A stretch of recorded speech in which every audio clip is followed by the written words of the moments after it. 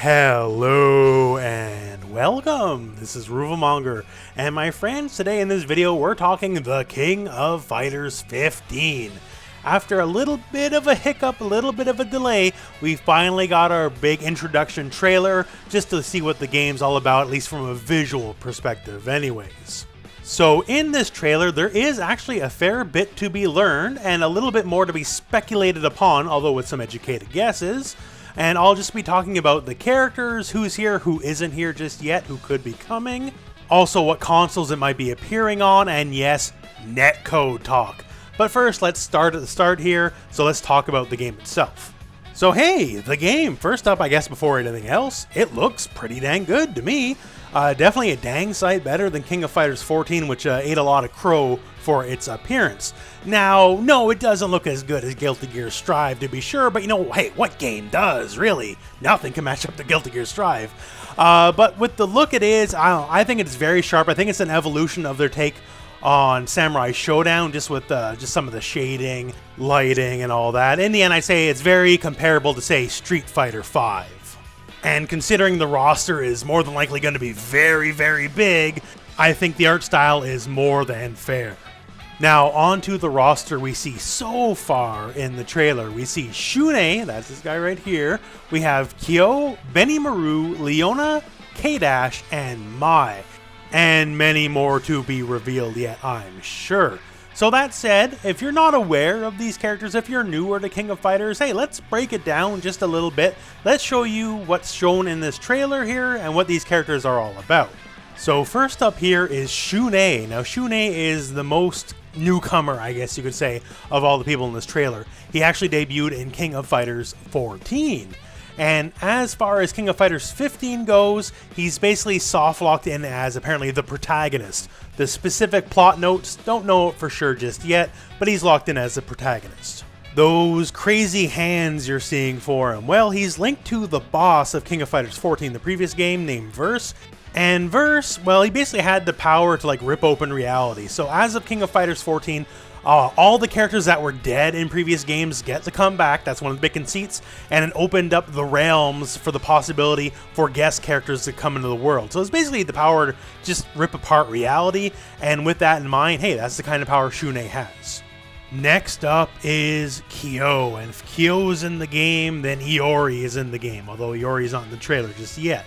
To put this the easy way, Kyo and Iori are the Ryu and Ken of King of Fighters. They both got the fireball, they both got the uppercut, and that kind of stuff, although they got a lot more different moves as well, but they are basically the poster boys of the franchise. This is Benimaru. Benimaru is very much kind of a ladies' man kind of character, pretty boy, also very virulent with electricity, as you can see. Traditionally, he is also part of Team Japan with Kyo, and as in most games, kind of the hero team. This is Leona Hydern. So Leona is one of the military-style characters, also part of the military faction, the Ikari Warriors. And this red hair you're seeing, well, Leona's sort of like, I guess, Ryu in a way. If you know your Street Fighter lore, the Satsui no Hado, which causes evil Ryu. Kind of same deal. She has basically a bad bloodline from a bad god kind of dude, and she can tap into that power for some of her special moves and unleash the beast, as it were. This here is K-Dash. K-Dash is cool but rude, I guess you can say. He's one of the many clones of Kyo. For a while in the plots, cloning Kyo was all the rage, but he's one of the more successful ones and the fans like him, and he's got a cool moveset, so hey, he's in the game. And finally, the deadly ninja Mai Shiranui. This is the person Sakurai warned you about in Smash Brothers, because she's not for good boys and girls. Mai is a super quick ninja with just a lot of ninjutsu style attacks, and well, she's a lot more bouncy than the rest of the cast, let's put it that way. Now, as for the roster itself, who's going to be there, who's not going to be there, well, hard to say, but one question I've already gotten quite a lot of is, where's Terry Bogard? Ever since Terry Bogard was put into Smash Brothers, definitely rise in his popularity, and I'm here to tell you, hey, probably don't worry about it. Terry Bogard has been in literally every single mainline King of Fighters title, you know, all 14 of them to date so far, so I wouldn't be worried too much about it.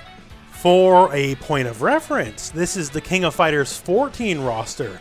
This is everyone and the grayed out people, those are DLC.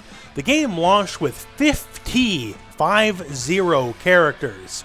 So King of Fighters titles tend to launch with a lot of characters, and I don't know if this game will launch with 50, but hey, don't worry, there'll definitely be a fair bit of amount of characters to come. So we had 50 at launch and 8 DLCs for King of Fighters 14, and I would expect somewhere similar in that ballpark at the very least for King of Fighters 15. Now, as for the platforms, that is another question I'm getting quite a bit. Right now, legitimately, hey, no idea, I guess, but we can make an educated guess. So, King of Fighters 14 was indeed a PlayStation console exclusive. It was on PC as well.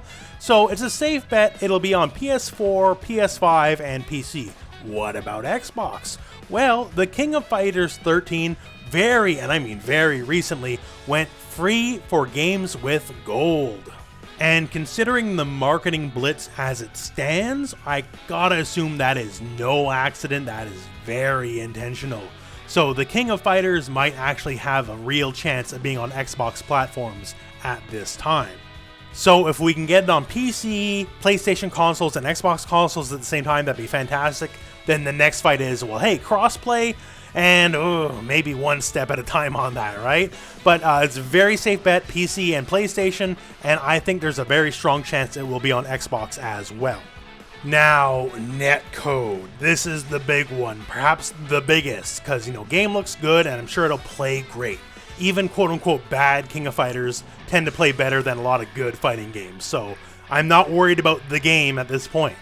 But the eternal worry is the quality of the online play, the Netcode experience.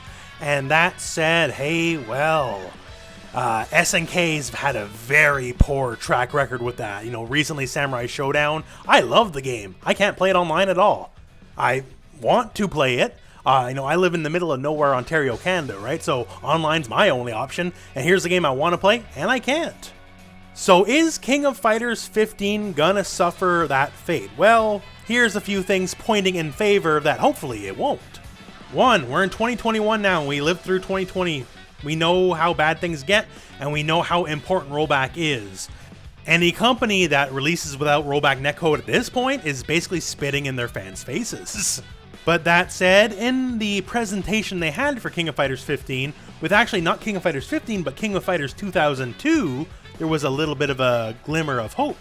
So the King of Fighters 2002 Unlimited match does have rollback netcode. It has fantastic rollback netcode, by the way, and it's coming to PS4 finally. And they had this little caveat here on top of, hey, we got rollback coming and all that kind of stuff. It says specifically, this version also features online rollback netcode, talking about KOF 2002. So please go wild until KOF 15 releases. Now, putting that exactly in that same sentence, talking about rollback netcode, to me is the biggest quote-unquote hint you can get. Now, why didn't they come out and say it? God, who knows? Japan's Japan sometimes, right? But still, I think this is a nice little wink and a nod, and if it's not, then it's literally the single most tone-deaf thing I've seen out of the FGC in like a decade. But for my money, I think this is a nice little just, hey, we know it's coming, hang on. That all said, this is everything we know for now for the King of Fighters 15. So, graphics definitely way improved. I love this. Looks nice and slick. An evolution of what they did with Samurai Showdown. Also looks like, going by the trailer, we'll have a cinematic story mode, which is sort of becoming commonplace now in fighting games as well. And also at the end of the trailer says, next week we're getting more information. So awesome. It is coming out this year. It is coming out in 2021. So it's going to be a very strong year for fighting games with this and Guilty Gear Strive. And with that all said, I guess we're at the end of the video. Personally, I am incredibly excited for the future and what this has to hold. And if you, watching this, are a bit of a newcomer to the King of Fighters franchise and if you have any questions, please put in the comments below and I'll try my best to answer them for you. But otherwise, my friends, that is the end of this video. So thank you very much for watching. Hope this video has found you well. And hey, go out and play some King of Fighters.